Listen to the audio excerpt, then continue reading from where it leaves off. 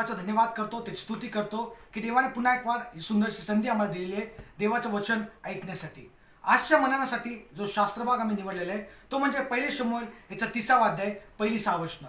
या ठिकाणामध्ये जी गोष्ट आम्हाला पाहायला मिळते ती दाविदाच्या जीवनाविषयी आधारित आहे. दाविदाच्या जीवनामध्ये एक मोठ्याशा संकटाला, एक मोठ्या अडचणीला त्याला सामोरं जावं लागलं. ज्यावेळेस तो सिकलाग या ठिकाणामध्ये पुन्हा आला त्यावेळेस त्याच्या जीवनामध्ये ही गोष्ट घडलेली आहे, ही घटना त्याच्या जीवनामध्ये घडलेली आहे. आणि आम्ही पाहतो की ज्यावेळेस तो या प्रकारच्या संकटाला सामोरं जात होता त्यावेळेस देवाने कसं त्याला त्याच्यातून बाहेर काढलं अद्भुतरित्या त्याच्याविषयीचं वर्णन या ठिकाणामध्ये मी पाहतो. आम्हाला सांगू द्या, संकटाविषयी जसं आम्ही विचार करतो त्या संकट, समस्या, अडचणी आमच्या जीवनामध्ये आमचं तोंड पाहून येत नाही. तर सर्वांच्या जीवनामध्ये संकटांना, समस्यांना, अडचणींना त्यांना तोंड द्यावं लागतं. आज जर तुम्ही तुमच्या जीवनामध्ये कोणत्या प्रकारच्या संकटाला, अडचणीला तोंड देत असाल तर मला सांगू द्या, या वचनांच्या द्वारे देव निश्चितच तुमच्या अंतःकरणाची भेट घेईल. कदाचित तुम्ही आज आपल्या जीवनामध्ये या गोष्टींना सामोरं जात नसाल, पण भविष्य काळामध्ये कदाचित जर तुम्हाला या गोष्टींना सामोरं जावं लागलं तर निश्चितच देवाचं वचन तुमच्या अंतःकरणाशी बोलणार आहे. म्हणूनच मला सांगू द्या, ज्यावेळेस आमच्या जीवनामध्ये संकट येतात, समस्या येतात, तर आम्ही कोणाकडे धावा करणं गरजेचं आहे याकडे मी देवाच्या वचनातून पाहणार आहोत. पुष्कळ वेळेस आमच्या जीवनामध्ये जेव्हा संकट येतात, अडचणी येतात, एखादी समस्या उद्भवते त्यावेळेस आम्ही लोकांचा धावा करतो. पण आम्ही पाहतो या ठिकाणामध्ये देवाचं वचन आम्हाला सांगतं की दाविदाने देवापासून सामर्थ्य प्राप्त करून घेतलेले आहे. आमच्या जीवनामध्ये आम्ही पाहतो की ज्या ज्यावेळेस आम्हाला संकटांना सामोरं जावं लागतं त्यावेळेस आम्ही देवाचा धावा करणं अतिशय गरजेचं आहे. देवाचा शक्ती, देवाचं सामर्थ्य याचा अनुभव आमच्या जीवनामध्ये घेणं अतिशय गरजेचं आहे. दाविदाच्या विषयी आम्ही पाहतो, या शास्त्र भागाची थोडीशी पार्श्वभूमी मला तुम्हाला द्यावीशी वाटते की शौलाने त्याला त्याच्या राज्यातून हाकलून दिलं होतं.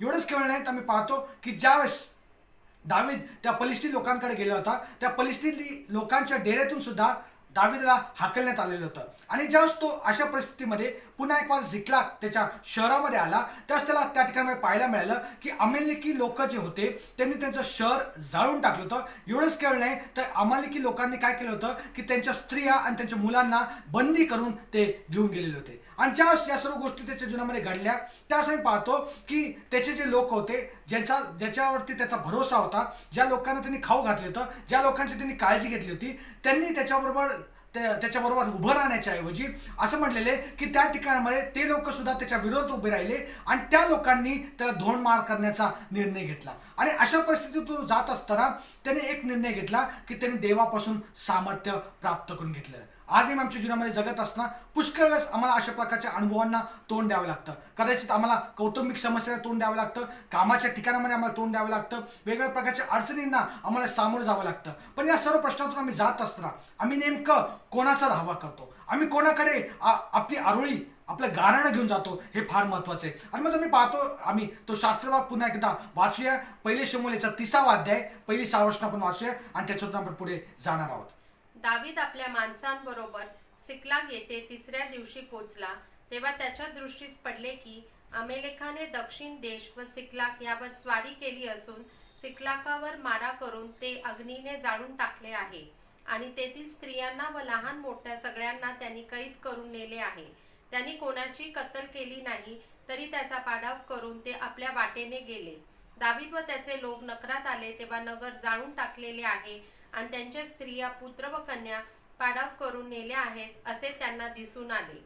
तेव्हा दावीद व त्याच्या बरोबरचे लोक गळा काढून एवढे रडले की त्यांनी आणखीन रडण्याची शक्ती राहिली नाही. आमेन. या ठिकाणी पाहतो की फार सुंदरसा शास्त्रभाग आहे आणि या शास्त्रभागातून मला पाहत असताना एक गोष्ट पाहायला मिळते की ज्या गोष्टी त्यांच्या जीवनामध्ये घडल्या त्या फार वास्तविक अशा होत्या. पुष्कळ एखादा सिनेमा जसं मी पाहतो किंवा एखादा सिरियल जसं मी पाहतो त्यावेळेस त्या ठिकाणामध्ये सिरियल सुरू होण्या अगोदर एक सूचना देण्यात येते आणि ती सूचना आम्हाला हे सांगते की या ज्या घटना घडलेल्या आहेत या कोणत्याही व्यक्तीसंगती संबंधित नाही. या सर्व घटना ज्या घडत आहेत त्या सर्व काल्पनिक आहेत. पण आम्ही दाविदाच्या जीवनाचा जसं अभ्यास करतो, आम्ही दाविदाच्या जीवनाचे अवलोकन करतो, पाहतो त्याच्या जीवनाकडे, तर आम्हाला एक गोष्ट पाहायला मिळते की या ज्या घटना त्याच्या जीवनामध्ये घडलेल्या आहेत त्या कोणत्या प्रकारे काल्पनिक नाही, ते वास्तव अशा घटना त्याच्या जीवनामध्ये घडलेल्या आहेत. या सर्व गोष्टींना तो सामोरं जात होता. या सर्व त्रासाला, ज्या लोकांना त्यांनी खाऊ घातलं होतं, ज्या लोकांना त्यांनी उभं केलं होतं, ज्या लोकांची ती काळजी घेत होता, ते लोक सुद्धा आज त्याच्या विरोधात उभे राहिलेत.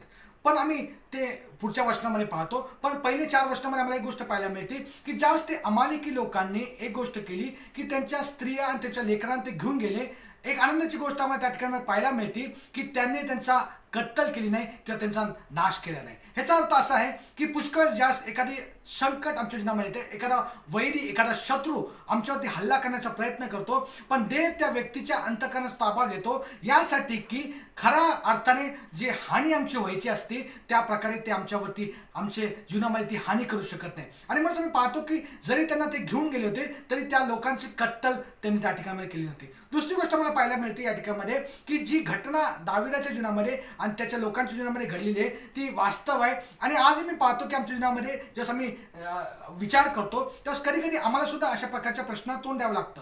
काय काय लोक आमचे जे जवळचे आहेत, आमचे प्रिय आहेत, ते आम्हाला कदाचित सोडून जाण्याची शक्यता असते, ते आमच्यापासून दूर जातात. कधी कधी आम्हाला अशा प्रकारच्या हल्ल्याने तोंड द्यावं लागतं आणि आम्हाला आमचे जवळचे लोकांना आम्हाला गमावं लागतं. पण मला सांगू द्या, या सर्व प्रश्नांना आम्ही तोंड देत असताना दाविदाने आपल्या जीवनामध्ये जसं उत्तर शोधून काढलं त्या प्रकारे आम्ही शोधून काढणं अतिशय गरजेचं आहे. आणि आम्ही पाहतो की दाविदाने एक गोष्ट केली, त्याच्या लोकांनी त्या ठिकाणी जर आम्ही 4थं वचन वाचलं तर त्या ठिकाणी असं म्हणलेलं आहे की त्यांनी आरोळी मारली, ते रडले, ते ओक्साबोक्षी रडले किंवा ते इतके रडले की त्यांना आता शक्ती उरली नाही, रडायसाठी सुद्धा त्यांना शक्ती उरली नाही. ह्याचा अर्थ असा आहे की ते फार त्रासामधून गेले, फार संकटामधून गेले, फार यातनातून ते गेले आणि इतकं त्यांना रडावंसं वाटलं, इतके ते रडले की ते रडण्यासाठी सुद्धा त्यांना आता शक्ती उरलेली नव्हती. आजही आमच्या जीवनामध्ये जेव्हा विचार करतो त्यास कधी कधी आम्ही अशा चहूबाजूंनी संकटातून इतके घेरलेले असतो, इतके संकटांनी आम्हाला वेढा घातलेला असतो की कधी कधी आम्ही रडतो आणि आम्हाला एक असा वेळ येऊन आमच्या जीवनामध्ये येते की त्यावेळेस आमचं रडणं सुद्धा बंद होतं, कारण रडण्यासाठी सुद्धा आम्हाला शक्ती उरलेली नसते. इस्रायल लोकांच्या जीवनामध्ये सुद्धा आम्हाला ही गोष्ट पाहायला मिळते की ज्या इस्रायल लोक दिवसभर काबाड कष्ट करत होते आणि जास्त रात्री झोपण्यासाठी आपल्या बिछाण्यावर पडत असे तर असं म्हणलेलं आहे की त्यांना झोप येत नव्हती आणि ते प्रार्थना देखील देवाकडे करू शकत नव्हते आणि त्यांना ते आपल्या बिछाण्यावर पडल्या पडल्या कणत होते. पण मला सांगू द्या, देवाचं वचन मला सांगतं की देवाने त्यांचं कणणं देखील ऐकलं. ह्याचा अर्थ असा आहे की ज्यावेळेस एखादा व्यक्ती एखाद्या समस्यामध्ये जात असतो, अडचणीमधून जात असतो, तर त्याला त्या त्रासातून जात असताना, संकटातून जात असताना इतकं त्रासाला सामोरं जावं लागतं आणि तो रडतो त्या त्रासातून जात असताना. मला सांगू द्या, रडणं ही काय दुर्बलतेचं लक्षण नाही. प्रभू येशू ख्रिस्ताविषयी सुद्धा जसं मी वाचतो तर त्या ठिकाणी असं म्हटलेलं आहे एका ठिकाणामध्ये की प्रभू येशू ख्रिस्त रडला, हे दुर्बलतेचं लक्षण नाही. तर ज्यावेळेस आम्ही या जीवनामधून त्रासातून जातो, संकटातून जातो, अडचणीतून जातो, समस्येतून जातो, त्यावेळेस आमच्या डोळ्यातून अश्रू येणं कधी कधी साहजिक असतं, आम्ही रडतो.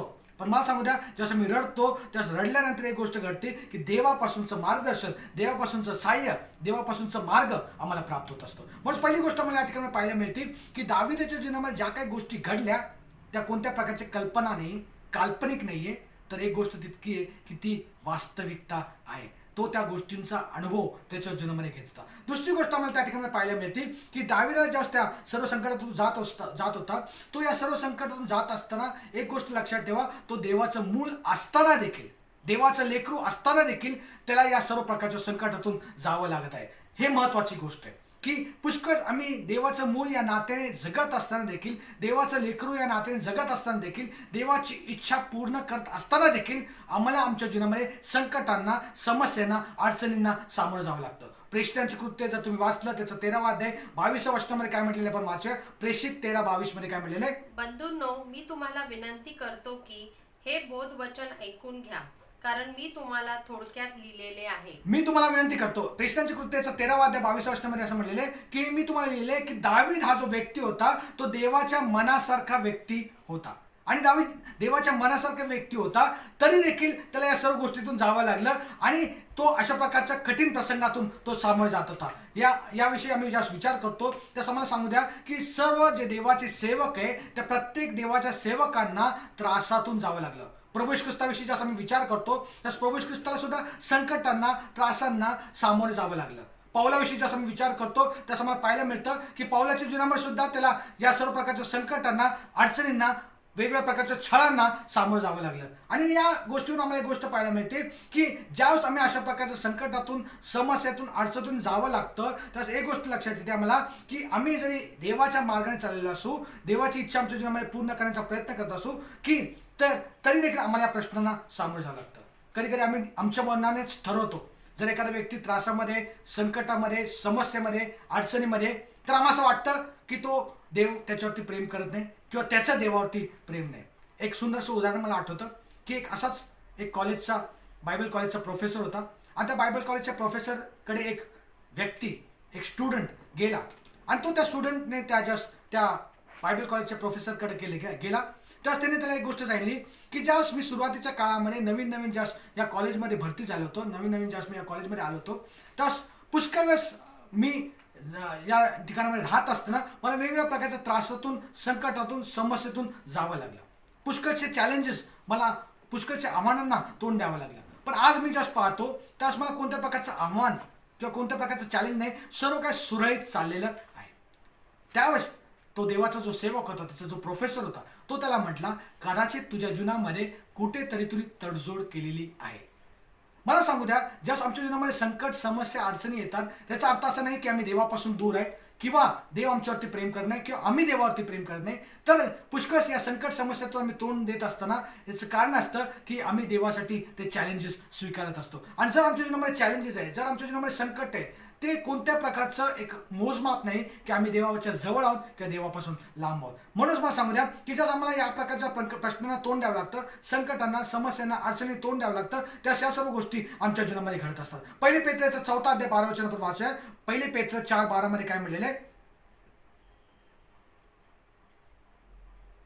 त्या ठिकाणी मला पाहायला मिळतं की तो काय म्हणतो की ज्यावेळेस आम्ही संकटाला समस्यांना अडचणींना तोंड देतो त्यावेळेस काय घडतं पहिले पेत्रेचं 4 अध्याय 12 वचन प्रियजन हो तुमची पारख होण्यासाठी जी अग्निपरीक्षा तुमच्यावर आली प्रियजन हो तुमची पारख होण्यासाठी जी अग्निपरीक्षा तुमच्यावरती आलेली आहे तिच्यामुळे आपणास काही अपूर्व झाले असे वाटून त्याचे नवल मानू नका आपल्याला काहीतरी अपूर्व झाले असे मानून त्याचं नवल मानू नका म्हणजे याचा अर्थ असा आहे की तुमच्या बरोबर काहीतरी इंग्लिशमध्ये असं म्हणलेलं आहे don't think that it is strange काहीतरी वेगळं अपूर्व किंवा काहीतरी विशेष असं किंवा वेगळं असं काही आमच्या जीवनामध्ये घडलेलं आहे असं तुम्ही मानू नका तर या सर्व गोष्टीतून तोंड देत असताना याचा अर्थ असंच आहे की आमच्या जीवनामध्ये संकट समस्या अडचणी हे येणार आणि या सर्वतून आम्ही जात असताना देवाची इच्छा काय आहे ही आम्ही समजावून घेणं अतिशय गरजेचं आहे आणि मग आम्ही पाहतो या ज्या दाविदाच्या जीवनाविषयी आम्ही विचार करतो दाविदाच्या जीवनामध्ये या सर्व प्रश्नांना त्यांनी तोंड दिलं पवित्र शास्त्र तुम्ही वाचलं तर तुम्हाला पाहायला मिळते की अनेक देवाच्या सेवकांच्या जीवनामध्ये या सर्व प्रकारच्या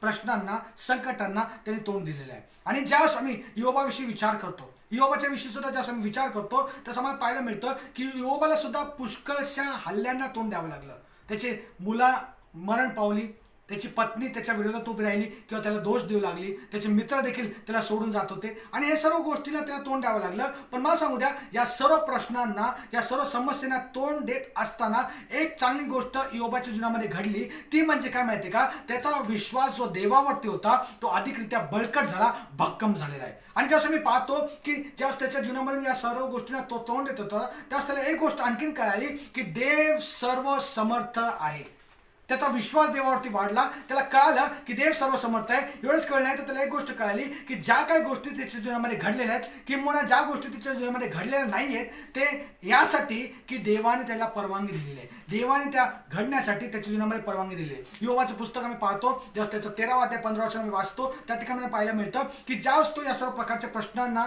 संकटांना समस्यांना अडचणींना त्यांनी तोंड दिलं आणि तोंड दिल्यानंतर त्याचा देवावरचा विश्वास इतका भक्कम झाला की तो काय म्हणतो या योबाचं पुस्तक याचं 13 अध्याय 15 वचन मध्ये आपण वाचूया योग 13:15 ठार मारणार तरी मी त्याची आस धरील तो मला ठार मारणार तरी मी त्याची आस धरील हे का घडलं माहितीये का कारण त्याला एक गोष्ट कळाली की माझा विश्वास त्या देवावरती आहे आणि तो त्या सर्व प्रश्नातून जात असताना देवाला दोष न देता तो देवाविषयी असं म्हणतो की जरी त्याने मला ठार मारले तरी मी त्याची आस धरणार आहे तरी मी त्याच्यावरती भरोसा ठेवणार आहे मला सांगू द्या की या योबाच्या जीवनाविषयी जसं मी विचार करतो कदाचित योबाच्या जीवनामध्ये जे संकट त्याला आले ते समस्यांना ज्या त्याला तोंड द्यावं लागलं कदाचित देव ते थांबवू शकत होता देवाने या सर्व प्रश्नांना या संकटांना या अडचणींना त्यांनी तोंड देऊ नये म्हणून देवाने या सर्व गोष्टी थांबवू शकला असता पण मला सांगू द्या ते येण्यामागचा उद्देश हाच होता की योबाने आपल्या जीवनामध्ये जे सर्वात महत्त्वाचा जो धडा आहे तो त्यांनी समजावून घ्यावा आणि तो धडा हा होता की या सर्व प्रश्नातून त्यांनी जात असताना त्यांनी देवावरती भरोसा ठेवावा देवावरती भरोसा ठेवावा मला सांगू द्या भरोसा म्हणजे काय ज्याला आम्ही इंग्लिशमध्ये ट्रस्ट म्हणतो की पुष्कळ वेळेस असे अनेक प्रश्न आमच्या जीवनामध्ये येतात ज्या प्रश्नांची उत्तरं आम्हाला ठाऊक नसतात मला सांगू द्या जर आम्हाला सर्व प्रश्नांची उत्तरं मिळाली असती तर देवाविषयीचा भरोसा ठेवणं फार सोपं गेलं असतं सोपं झालं असतं पण मला सांगू द्या, there are many unanswered questions, many unanswered wise. ह्या सर्व प्रश्नांना आम्हाला उत्तर मिळाले नाहीये, तरी देखील जसं मी म्हणतो की माझा देवावरती भरोसा आहे, ह्याचा अर्थ हा आहे की खऱ्या अर्थाने माझा देवावरती भरोसा आहे. आणि मग मला सांगू द्या की ज्यावेळेस आम्हाला पुष्कळ काय काय गोष्टी आमच्या जीवनामध्ये का घडतात, कशा घडल्या, याच्याविषयीची उत्तर आम्हाला सापडत नाही. पण मला सांगू द्या, ज्यावेळेस आम्हाला अशा प्रकारची उत्तरं सापडत नाही, तरी देखील जसं मी देवावरती भरोसा ठेवतो, मला माहिती आहे की त्यास मी दाखवून देतो की माझा विश्वास देवावरती, देवावरती माझा भरोसा आहे. आणि मला एक गोष्ट माहिती आहे की जरी या प्रश्नातून, या समस्यातून, या अडचणीतून मी जात आहे, तरी या प्रश्नातून देव मला सोडवायला समर्थ आहे. आणि हा विश्वास आमच्या अंतःकरणामध्ये, ज्या प्रकारे योबाच्या जीवनामध्ये आम्ही पाहतो की तशा प्रकारचा विश्वास त्यांनी देवावरती टाकला. आणि त्याला माहीत होतं की या प्रश्नांच्या द्वारे, या अडचणींच्या द्वारे देव माझ्याबरोबर डीलिंग करत आहे, मला हाताळत आहे, देव माझ्या जीवनामध्ये कार्य करत आहे. आणि या सर्व गोष्टी त्याच्या जीवनामध्ये त्याला पाहायला मिळाल्या. मग मला सांगू द्या, रोम 8:28 मध्ये जसं मी वाचतो त्यास त्याचं वचन आम्हाला सांगतं, आमच्या सर्वांच्या परिचयाचं शास्त्रभाग आहे. आणि त्या रोम 8:28 मध्ये आम्हाला पाहायला मिळतं की देवावरती प्रेम करणाऱ्यास आणि त्याच्या संकल्पाप्रमाणे बोलवल्यास सर्व काही गोष्टी मिळून त्याच्या कल्याणार्थ आहे. ह्याचा अर्थ असा आहे की ज्यास आम्ही देवावरती विश्वास ठेवतो, देवावरती भरोसा ठेवतो, मला सांगू द्या आमचं कल्याण होतंच, आमचं कल्याण होणारच आहे. आणि ह्याच्यावरती आमचा भरोसा असणं, ह्याच्यावरती आमचा विश्वास असणं अतिशय गरजेचं आहे. आणि मग आम्हाला एक गोष्ट या ठिकाणी पाहायला मिळते की दावीदाच्या जीवनामध्ये सुद्धा ज्या संकटातून जात होता, त्याचा देवाविषयीचा विश्वास, देवाविषयीचा भरोसा अधिकरित्या बळकट झालेला आहे. आणखीन एक गोष्ट आम्हाला ज्यावेळेस पाहायला मिळते ती म्हणजे की दावीदाच्या जीवनामध्ये ज्यावेळेस ही गोष्ट घडत होती, त्यावेळेस या गोष्टी त्याच्या जीवनामध्ये घडण्यामागचा काय उद्देश आहे. मला माहिती आहे की ज्या काही गोष्टी आमच्या जीवनामध्ये घडतात त्याच्या मागे एक देवाचा दैवी उद्देश असतो. तो उद्देश समजावून घेणं अतिशय गरजेचं आहे. का या गोष्टी आमच्या जीवनामध्ये घडत आहेत, मला सांगू द्या, जसं मी एखाद्या प्रश्नाला तोंड देतो, हा प्रश्न माझ्या जीवनामध्ये येत असताना त्याचा उद्देश याच्यामध्ये काय आहे हे आपण समजावून घेणं अतिशय गरजेचं आहे. आपण वाचूया अनुवादाचं पुस्तक, याचा 8वा अध्याय 2 आणि 3 वचन जर तुम्ही वाचलं, अनुवादाचं पुस्तक याचं 8वा अध्याय 2 आणि 3 वचन वाचूया. तुला लीन करावे आणि तुझ्या मनात काय आहे. या ठिकाणी मला पाहायला मिळतं की इस्रायल लोकांच्या जीवनामध्ये सुद्धा ही गोष्ट घडली. ज्या इस्रायल लोक मिसर देश सोडून बाहेर निघाल्यानंतर आम्हाला पाहायला मिळतं की जो प्रवास आहे इस्रायल लोकांचा मिसर देशातून कनान देशापर्यंत, वास्तविक पाहिला तो 11 दिवसांचा प्रवास आहे. पण त्या प्रवासातून जात असताना इस्रायल लोकांना 11 दिवस लागण्याच्या ऐवजी इस्रायल लोकांना 40 वर्ष लागले. आणि ते 40 वर्ष लागले तर ते का, तर आपण या ठिकाणी पाहतो. पुन्हा एकदा वाचूया अनुवादाचं पुस्तक 8वा अध्याय 2 आणि 3 वचन.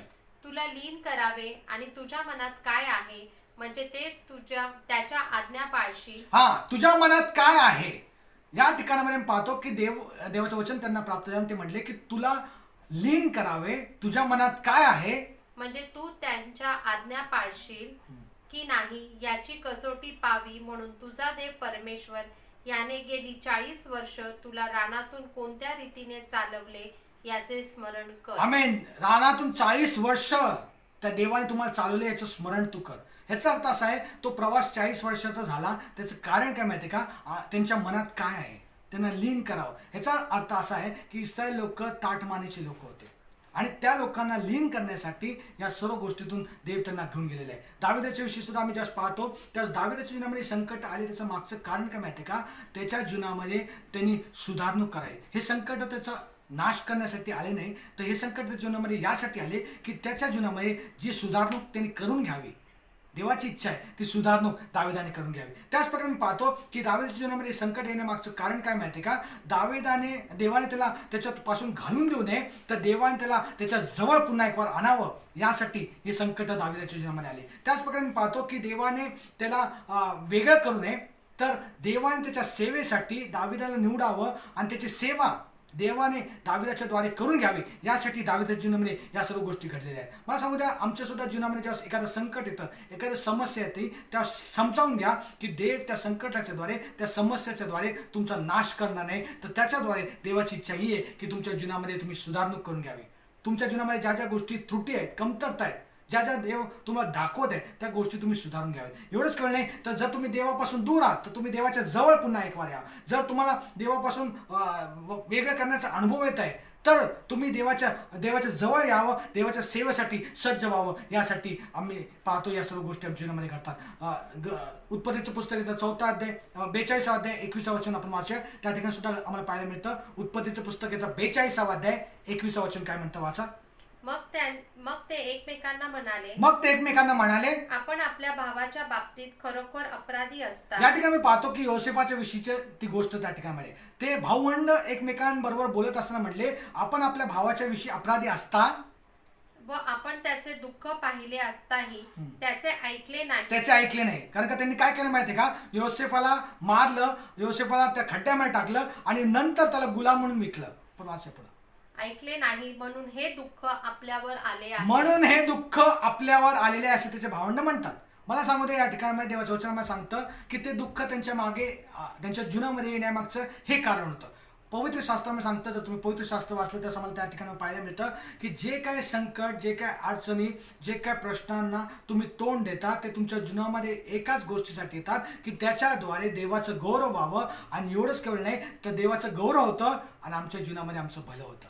देवाचं वचन स्तोत्रसंहितेमध्ये एका ठिकाणी फार सुंदर म्हणतं, ते आम्हाला सांगतं की मी पीडित झालो तेणे करून माझे भले झाले, मी तुझे निर्बंध शिकलो. ह्याचा अर्थ असा आहे की ज्यावेळेस आमच्या जीवनामध्ये वेगवेगळ्या प्रकारच्या त्रासांना, संकटांना, अडचणींना आम्ही तोंड देतो ते आमच्या जीवनामध्ये याच्या मागचं कारण काय माहिती का, त्याच्याद्वारे पहिली गोष्ट देवाचं गौरव व्हावं. आणि त्या संकटाचं द्वारे एक गोष्ट घडते की आमची हानी होण्याच्या ऐवजी देव आमचं कल्याण देखील करत असतो. आणि मग मला सांगू दे या ठिकाणी देवाच्या वचनामध्ये सांगता अतिशय स्पष्टरित्या की या सर्व गोष्टी देवाच्या जीवनामध्ये, दाविदाच्या जीवनामध्ये घडत होत्या.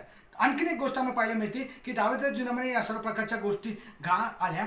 किंबहुना मी तुम्हाला सांगितल्याप्रमाणे हे सर्व संकट, हे अडचणी, ह्या समस्या दाविदाच्या जीवनामध्ये आल्या, पण कदाचित देवाचा हेतू त्याच्याविषयी हा होता की त्याच्याद्वारे दाविदाच्या जीवनामध्ये देवाचे आशीर्वाद त्याने होत आहे. आणि जर मी 8 वचन ज्या वाचतो त्या ठिकाणी पाहायला मिळतं की हा आशीर्वाद दाविदाच्या जीवनामध्ये कसा आला किंवा का आला आम्हाला असं वाटतं.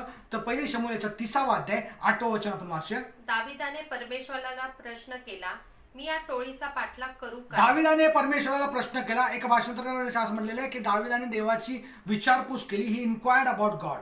मला सांगू द्या, कोणताही संकट, कोणती समस्या, कोणतेही प्रश्न जर आमच्या जीवनामध्ये येतात आणि त्या प्रश्नांच्या द्वारे, त्या अडचणींच्या द्वारे, त्या समस्यांच्या द्वारे आम्ही देवाकडे जातो, देवाची विचारपूस करतो, देवापासून मार्गदर्शन घेतो, तर ते संकट, ती अडचण, ती समस्या आमच्या जीवनामध्ये आमचं भलं करण्यासाठी आलेले. कदाचित देवाचे आशीर्वाद त्याच्याद्वारे निश्चितच आमच्या जीवनामध्ये प्राप्त होणार आहेत. आणि मग सांगू द्या, अशा प्रकारचे अनुभव ज्यावेळेस आमच्या जीवनामध्ये येतात, ते अनुभव आमच्या जीवनामध्ये येतात, त्यास ते अनुभवांच्या द्वारे एक गोष्ट घडते की आम्ही देवाच्या जवळ जातो, देवाचे आशीर्वाद आम्हाला पाहायला मिळतात. आणि मग सांगू द्या की ज्यावेळेस आम्ही अशा प्रकारच्या प्रश्नातून जात असतो, जसं दावीद त्याच्या जीवनामध्ये आलेला आहे, दावीदाच्या जीवनामध्ये ज्यावेळेस प्रश्न आला त्यावेळेस तो देवाच्या जवळ गेला. मला सांगू द्या, सर्वात चांगली आनंदाची गोष्ट आहे की त्यासाठी हा मोठा आशीर्वाद होता की तो देवाच्या जवळ गेला. आजही ज्यास आम्ही संकटांमध्ये सापडतो, अडचणीमध्ये सापडतो, देवापासून पळण्याच्या ऐवजी देवाच्या जवळ जाणं अतिशय गरजेचं आहे. तुम्ही म्हणाल कसं त्याच्यासाठी आशीर्वाद झालं? त्याच्या तर पत्नीला घेऊन जाण्यात आलं होतं, त्याच्या लोकांना घेऊन जाण्यात आलं होतं कैदीमध्ये, आणि या सर्व गोष्टी घडत असताना तुम्ही आशीर्वाद हा कसा म्हणू शकता? आशीर्वाद तो यासाठी आहे की आशीर्वाद, आम्ही त्याला आशीर्वाद म्हणतो, त्याचं कारण काय माहिती आहे का, की त्याच्याद्वारे दावीद देवाच्या जवळ गेला, देवाकडे त्यांनी विचारपूस केली. आजही आमच्या जीवनामध्ये जसं एखादी संकट, एखादी अडचणीला आम्ही तोंड देतो, ती अडचणींना तोंड देत असताना आम्ही देवापासून विचारपूस करणं अतिशय गरजेचं आहे की देवाची जी इच्छा आमच्या जीवनासंबंधित काय आहे. देवाची एकच इच्छा आहे की ज्यावेळेस आम्ही संकटातून जातो, अडचणीतून जातो, समस्यातून जातो, रोग आजारातून जातो, त्यास देवाची आमच्या संबंधाने एकच इच्छा आहे की आम्ही आमच्या जीवनाचं समर्पण देवाच्या हातामध्ये करावं आणि आम्ही देवाला म्हणावं की देवा, तू आमच्या जीवनाचा राजा आणि तू आमच्या जीवनाचा प्रभू आहे. आम्ही सर्व काही गोष्टी तुझ्या हातामध्ये समर्पित करतो, तुझ्यापासून मार्गदर्शन घेतो, तू आम्हाला दाखव, तू आम्हाला घेऊन जा. आणि या प्रकारची प्रार्थना आम्ही देवाकडे करणं अतिशय गरजेचं आहे. आणि मला सांगू द्या, देवाची इच्छा ही आहे की आम्ही देवावरती पूर्ण प्रीती करावी. We need to love him, trust him. एवढंच केलं नाही तर मला सांगू द्या की पूर्ण भरोसा त्याच्यावरती टाकणं, आमच्या जीवनाचं समर्पण त्याच्या हातामध्ये करणं अतिशय गरजेचं आहे. म्हणूनच मला सांगू द्या, दाविदाने ज्या त्याच्या जीवनामध्ये अशा प्रकारच्या संकटांना त्यांनी तोंड दिलं, अशा प्रकारच्या अडचणींना त्यांनी तोंड दिलं, तर दाविदाने काय केलं? दावीद हा काय करतो माहिती आहे का? पहिली गोष्ट तो करतो तर देवापासून सामर्थ्य प्राप्त करून घेतो. पुष्कळ जसं आम्ही अडचणींमध्ये गुरफटून जातो, अडचणींना सामोरं जातो, रोगांना सामोरं जातो, प्रश्नांना सामोरं जातो, आणि पुष्कळ वेळेस आम्ही त्या संकटांच्या द्वारे चहू बाजूने घेरलेले असतो. आम्हाला सुचत नाही कुठे आम्ही धावा करावा. मला सांगू द्या, त्यावेळेस देवाकडे जा आणि देवापासून तुम्ही सामर्थ्य प्राप्त करून घ्या. कदाचित तुम्ही लोकांकडे जाल, तुम्हाला मदत करणारे लोक पण मिळतील, पण त्यापेक्षा जास्त देवाची इच्छा ही आहे की आम्ही देवाचा धावा करा. आणि देवाचं वचन सुद्धा सांगतं की मनुष्यावर भरोसा ठेवण्यापेक्षा देवाला शरण जाणे हे बरे. आमच्या जीवनामध्ये सुद्धा आम्ही जस्ट प्रश्नातून देतो, आम्ही देवाचा धावा करणं गरजेचं आहे. देवापासून सामर्थ्य प्राप्त करून घेणं गरजेचं आहे. आणि हे सामर्थ्य आम्ही कशा प्रकारे प्राप्त करून घेऊ शकतो? तुम्ही म्हणाल देवापासून सामर्थ्य प्राप्त करून घ्यायचं, चांगली गोष्ट आहे. कसं करू शकता? तर ते करण्यासाठी एक गोष्ट करा, नेहमी एक लक्षात ठेवा आणि स्वतःला आठवण करून द्या की तुम्ही देवाचे आहात. यू बिलॉंग टू देवाचे तुम्ही आहात. यू बिलॉंग टू हिम. आणि मला सांगू द्या, जस्ट देवाने दाविदाने अशा प्रकारच्या वैयक्तिक नातेसंबंधावरती देवाबरोबर तो अवलंबून राहिला. एक पर्सनल रिलेशनशिपवर तो अवलंबून राहिला आणि तो म्हणला की मला एक गोष्ट ठाऊक आहे की मी देवाचा आहे. वारंवार तुमच्या जीवनामध्ये तुम्ही ही गोष्ट आठवा, मुखाने कबूल करा की ज्या प्रश्नात तोंड घेता त्यास एक म्हणा की मला देवापासून सामर्थ्य प्राप्त होणार आहे. ते कसं प्राप्त होणार आहे? की मी कबूल करणार आहे, मी आठवणार आहे की मी देवाचा आहे. दुसरी गोष्ट मला सांगू द्या की ज्यावेळेस तुम्ही अशा प्रकारच्या प्रश्नांना तोंड देता, संकटांना तोंड देता, त्यास जे काय देवाने भूतकाळामध्ये तुमच्या जीवनामध्ये गोष्टी केलेल्या आहेत त्याचं स्मरण करा. Remember all the past mercies. देवाने पुष्कळचे दया, पुष्कळच्या कृपा आमच्या जीवनामध्ये केलेल्या आहेत. मला सांगू द्या, आजही आम्ही आमच्या जिवंतांच्या भूमीवर जिवंत आहोत, ही केवळ देवाची दया आणि त्याची कृपा आहे. आणि ह्याचं स्मरण तुम्ही करा. अनेकदा वेगवेगळ्या प्रकारच्या त्रासातून तुम्हाला जावं लागलं, अनेकदा तुम्हाला वेगवेगळ्या प्रकारच्या प्रश्नातून जावं लागलं, कदाचित जीव घेणे हल्ले सुद्धा तुमच्या जीवनामध्ये आलेले आहेत, पण देवाची कृपेमुळे देवाने ते सर्व परतावून लावलेले. आणि म्हणून ह्याचं स्मरण तुम्ही करा आणि म्हणा आणि त्याचं आठवण करा आणि म्हणा की देवाने मागील काळामध्ये माझ्याबरोबर होता. एवढंच केलं नाही तर देवाची दाविदाने जसे विचारपूस केली, दावीद देवाकडे गेला, देवाकडे प्रार्थना केली, देवाला त्यांनी विचारलं मी काय करू, यांचा पाठलाग करू का? आणि अशा प्रकारे आम्ही पाठलाग करणं गरजेचं आहे. दुसरी गोष्ट, आम्ही देवावरती भरोसा ठेवणं अतिशय गरजेचं आहे. म्हणून मला सांगू द्या, ज्यास दाविदाने देवावरती भरोसा ठेवला त्याला माहित होतं मी देवापासून मार्गदर्शन घेणार आहे आणि ज्यास मी देवापासून मार्गदर्शन घेऊन देवाच्या इच्छेप्रमाणे करणार आहे त्यावेळेस देव मला विजय देणार आहे. आणि आम्ही पाहतो की पुढे जर तुम्ही वाचलं त्या ठिकाणी पाहायला मिळतं की दाविदाला देवापासून विजय त्या ठिकाणी प्राप्त झालेला आहे. आणि ते विजय मिळण्याचं मागचं कारण काय माहिती का? दाविदाने देवाच्या वचनावरती भरोसा ठेवला. देवाची जी काय अभिवचनं त्याला होती, देवाने जे काय त्याला त्याच्या वचनातून सांगितलं त्याच्यावरती दाविदाने भरोसा ठेवला आणि म्हणूनच त्याच्या जीवनामध्ये त्याला विजय मिळाला. मला सांगू द्या, आजही देवाने आमच्या जीवनामध्ये अनेक अशी अभिवचनं दिली आहे. God has made a lot of promises in each and every one of our lives. देवाने आमच्या जीवनामध्ये पुष्कळची अभिवचनं दिली आहेत. पण मला सांगू द्या, देवाची इच्छा ही आहे की त्या अभिवचनांना आम्ही धरून ठेवावं. We should catch God at his word. देव जर बोलला आहे तर आम्ही भरोसा ठेवावा की देव ते निश्चितच आमच्या जीवनामध्ये करणार आहे. मग मला सांगू द्या की आम्ही जस्ट अशा प्रकारे देवाच्या वचनावरती भरोसा ठेवतो आणि मला सांगू द्या जे काय देवाने माझ्या जीवनामध्ये सांगितलेले आहे ते तो केल्याशिवाय राहणार नाही, ह्याची खात्री, ह्याचा भरोसा आमच्या प्रत्येक जीवनामध्ये असणं अतिशय गरजेचं आहे. आणि मग मला सांगू द्या की ज्यास आम्ही अशा प्रकारच्या प्रश्नांना तोंड देतो, संकटांना, अडचणींना, समस्यांना तोंड देतो, त्यास वारंवार आम्ही आमच्या मुखातून या गोष्टी बोलणं, याचं स्मरण करणं अतिशय गरजेचं आहे. देवाबरोबर नातेसंबंध जोडा. देवाला म्हणा की मी तुझा आहे, मला खात्री आहे मी तुझा आहे. तू जे काय भूतकाळामध्ये माझ्या जीवनामध्ये केलेले त्याचं स्मरण मी करतो. जर तुम्हाला त्या काळामध्ये कठीण प्रसंगातून वाचवलं तर निश्चितच या पुढच्या काळामध्ये सुद्धा या प्रश्नातून मी जात असताना तू मला सांभाळणार आहे, तू मला वाचवणार आहे. एवढंच केलं नाही तर देवावरती भरोसा ठेवा. देवाच्या जवळ जा, देवाची विचारपूस करा, देवाला मागा, देवाला प्रार्थना करा. आणि हे जर तुम्ही केलं तर मला सांगू द्या देवाची जी अभिवचनं तुमच्या जीवनामध्ये ती पूर्ण झाल्याशिवाय राहणार नाही. आज मी पाहतो की दाविदाच्या जीवनामध्ये ही सुंदरशी गोष्ट आम्हाला पाहायला मिळते. दाविदाच्या जीवनामध्ये विजय येण्यामागचं कारण काय? दावीद विजयी झाला त्याचं कारण काय माहिती का? त्याने देवापासून सामर्थ्य प्राप्त करून गेलं आणि देवापासून सामर्थ्य प्राप्त करून घेतल्यानंतर त्याचा पूर्ण भरोसा देवाच्या अभिवचनांवरती होता. आजही ज्यावेळेस तुम्ही कठीण प्रसंगातून जाता त्यावेळेस देवाच्या अभिवचनांचं स्मरण करा. देवाने जे काय अभिवचनं तुमच्या जीवनामध्ये केलेली आहेत ते पूर्ण करणारा आमचा परमेश्वर आमच्याबरोबर आहे आणि तो ते पूर्ण केल्याशिवाय राहणार नाही, याची खात्री मनामध्ये बाळगा आणि याचं स्मरण तुम्ही करा. आणि ज्या देवाने तुम्हाला इथपर्यंत आणले तो इथून पुढे घेऊन जायला समर्थ आहे, याच्याविषयीची कबुली, याच्याविषयीचा भरोसा देवाला प्रगट करा. आणि मला सांगू द्या, ज्यास तुम्ही अशा प्रकारे कराल त्यास देवापासूनचं सामर्थ्य तुम्हाला प्राप्त होणार आहे आणि कठीण प्रसंगातून जाण्यासाठी देव तुम्हाला कृपा पुरवणार आहे. देव करो हे करण्यासाठी आम्हा प्रत्येकाला देव सहाय्य करो, मदत करो. यासाठी आपण देवाकडे प्रार्थना करूया. यास आपण आपले डोळे बंद करू आणि आपण प्रार्थना करूया. स्वर्गीय प्रेमळ पिते, आमचा धन्यवाद करतो, तुझी स्तुती करतो, तुझ्या नावाचा जय जयकार करतो. पुन्हा एक वार हे सुंदरसा समय तू प्रत्येकाला दिलास प्रभू. तुझ्या वचनाद्वारे तू आमच्या प्रत्येकाच्या अंतकरणाशी आज नव्या रीतीने बोललेले आहेस माझ्या देवा. प्रभू आमच्या अवतीभोवती पुष्कळ अशा प्रश्नांना आम्ही तोंड देतो. कौटुंबिक असतात, मानसिक असतात, शारीरिक असतात, एवढंच केलं भौतिक आणि कदाचित आमच्या कामावरचे प्रश्न असतात. आणि अशा प्रकारच्या प्रश्नांना आम्ही तोंड देत असताना आम्हाला कधी कधी असं वाटतं की सर्व प्रश्नांनी आम्हाला चारी बाजूनी चोहकडून घेरा घातलेला आहे माहिती आहे. पण प्रभू ज्या प्रकारे दाविदाच्या जीवनामध्ये असे प्रश्न आल्यानंतर त्यांनी काय केलं त्याचं उत्तर तुझ्या वचनातून तो आम्हाला दिलेलं आहे की त्याने परमेश्वरामध्ये त्याचं सामर्थ्य प्राप्त करून गेलं. He found strength in the Lord, he encourage himself in the Lord. प्रभू त्याच प्रकारे आम्ही सुद्धा आमचं सामर्थ्य तुझ्यापासून प्राप्त करून घ्यावं. आणि आज तुझ्या वचनाद्वारे तो आम्हाला दाखवून दिले की आम्ही सामर्थ्य कसं प्राप्त करून घेऊ शकतो. तर सामर्थ्य प्राप्त करून घेण्यासाठी एक गोष्ट करणं आम्ही गरजेचं आहे की आम्ही तुझ्यावरती भरोसा टाकला पाहिजे. प्रभू एवढंच केलं नाही तर जे काही भूतकाळामध्ये तो आमच्यासाठी केलेले त्याचं स्मरण आम्ही करणं अतिशय गरजेचं आहे. प्रभू एवढंच केलं नाही तर आम्हाला एक गोष्ट माहिती आहे की जी अभिवचनं तो आम्हाला दिली आहे बाप्पा ती तू पूर्ण करणारा परमेश्वर आहे माहिती आहे. आणि याच्याविषयीची खात्री, याच्याविषयीचा भरोसा ठामपणे देपा प्रभू ते निश्चय आमच्या मनाचा तू करून घे देपा की आम्ही म्हणावं की तू आमच्या जीवनामध्ये जे काय बोललेलं आहे ते तू करणार आहेस. आणि प्रभू याच्याविषयीची खात्री पुन्हा एक वार नव्याने तू आम्हाला दिलीस. आम्ही तुझे आभार मानतो, तुझं गौरव करतो. पुन्हा एक वार प्रार्थना करतो आजही जे लोक हे वचन ऐकत आहे प्रभू ज्यांच्या अंतकरणाशी तू बोललेलं आहेस प्रभू मी प्रार्थना करतो आम्ही आमचे नातेसंबंध तुझ्याबरोबर अधिकरित्या दृढ करणं अतिशय गरजेचं आहे. आणि प्रभू आमच्या मुखातून आम्ही कबुली करणं गरजेचं आहे. मी परमेश्वराचा आहे, मी त्याचा आहे. आणि प्रभू जर मी त्याचा आहे तर देव माझ्या सर्व प्रश्न तुम्हाला सोडवायला समर्थ आहे. प्रार्थना करतो प्रत्येक व्यक्ती जो अशा प्रकारच्या प्रश्नांना तोंड देत असेल त्या प्रत्येक प्रश्नातून येशूच्या नावावर तू सोडव. प्रभू त्याच्या वचनावरती तुझा विश्वास ठेव, तुझ्या वचनावरती विश्वास ठेवा ठामपणे तुझ्या वचनावरती. प्रभू ते वचनांना स्वीकारावं, प्रभू ते वचनं धरून ठेवावे यासाठी त्यांचं तू प्रत्येकाचं सायन्मत कर. पुन्हा एक वार या समयाबद्दल तुझे आभार मान, तुझं गौरव करत येशू ख्रिस्ताच्या प्रिय गुणांना मागतो म्हणतोय आमेन. आता देव बाप्पाची प्रीती, प्रभू येशू ख्रिस्ताची कृपा, पवित्र आत्म्याची सहभागिता तुम्हा सर्वांबरोबर आता आणि सदा सर्व काळ असो.